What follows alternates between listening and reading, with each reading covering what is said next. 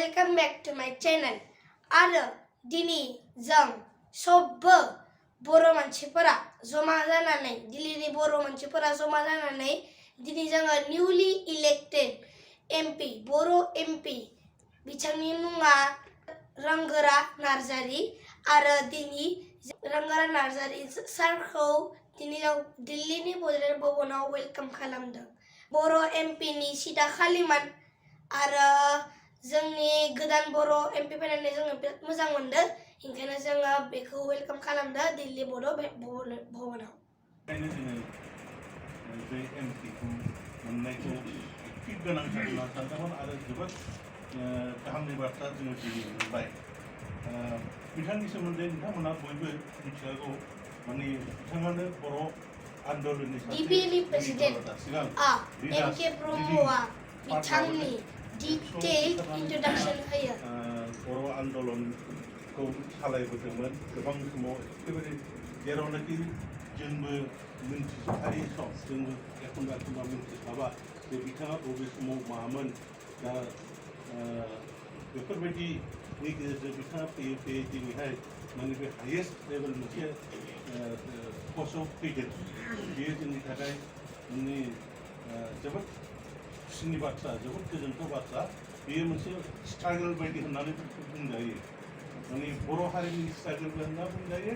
फारसेथिं बिथांनि गावनि पार्सनेल लाइफनिबो मोनसे स्ट्रागल होननानै बुंजायो। स्ट्रागल खालामै खालामै बिथाङा दिनै बे अबस्थायाव सफैदों। बेयो जोंनि थाखाय जोबोद गोजोनथाव बाथ्रा।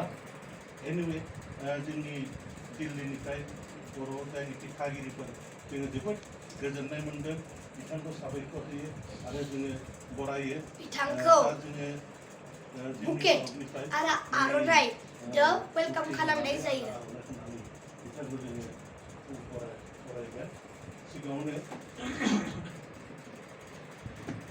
सिगाङावनो आङो प्रेसिडेन्ट जानानै माने बिथांखौ बरायग्रोनाय जाबाय।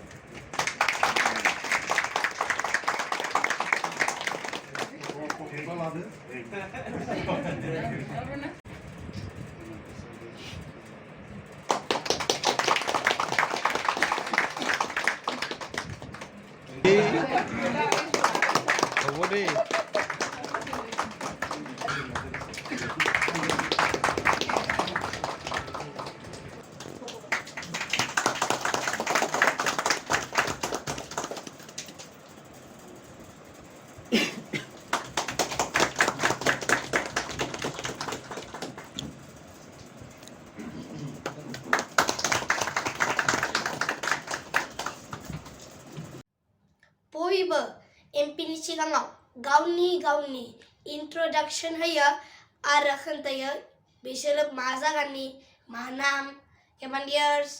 एमपि साबाबो लेक्चार होयो आरो डिटेल इंट्रोडक्शन होयो आरो इखौबो होनो कि जों सबबो खौसे जानानै जोङो बर' जोंनि आसामनि डेभेलपमेन्टखौ मारै खालामगोन आरो खालामनांगोन आरो होनदो कि जोङो कमसे कम 1 मान्थआव खेबसे लोगो हमनानै मिटिं खालामगोन आरो डिसकास खालामगोन कि जोङो मारै आरो डेभेलपमेन्ट खालामनो हागोन।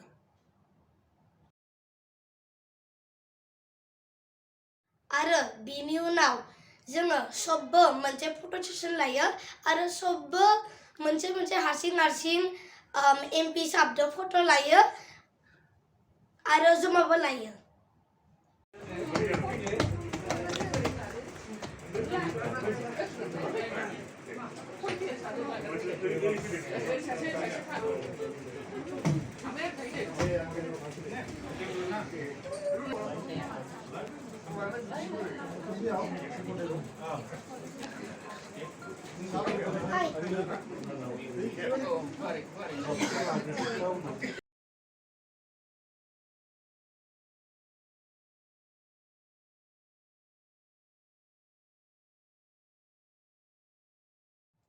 फट' सेसननि उनाव सबबो लोगोसे डिनार रुमाव थांनानै एमपि साबाबो जों सबबो डिनार जायो आरो सबबो डिनार जानानै जोङो दसे रेस्ट खालामो आरो रेस्ट लानानै जोङो सबखौबो बिदाय लानानै जोङो गावबा गाव न'आव थाङो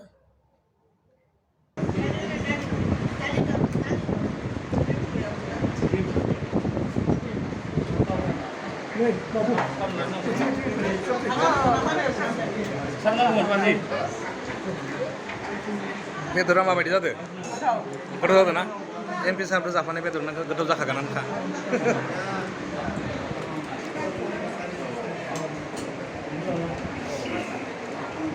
किरण साहब माबायदि जादों गोथाव ना दे